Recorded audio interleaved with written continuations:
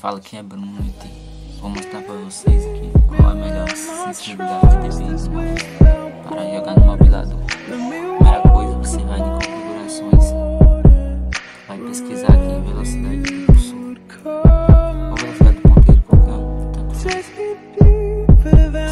Eu deixo aqui essa velocidade do cursor, a melhor posição. E se você tem um mouse que não vai ter 1000 dpi, você bota um pouco pra cá, pronto, 800 dpi.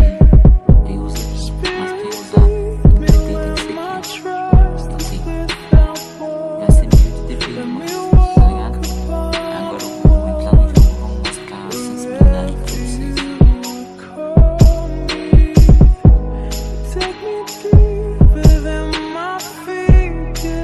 Vou fazer aqui a melhor sensibilidade, tá aqui.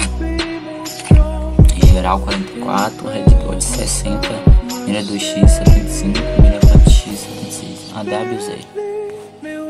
Pronto. E não é textura também, pessoal. Você deve pensar que essa textura não é. É o toque final mesmo. Valeu. Agora fique com o vídeo. Assista aí pra você ver como é que é socar também.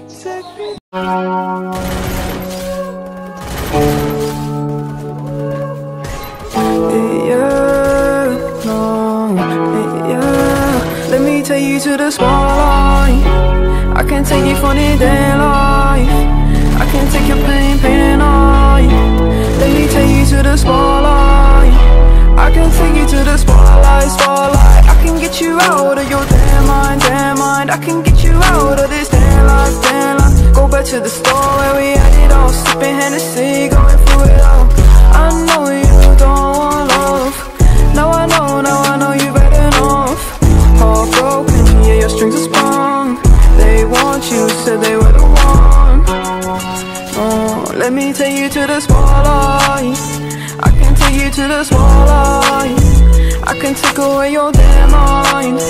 Let me take you to the spotlight, spotlight. I can get you out of your damn mind, damn mind. I can get you out of this damn life, damn life. Go back to the store where we had it all, sipping Hennessy.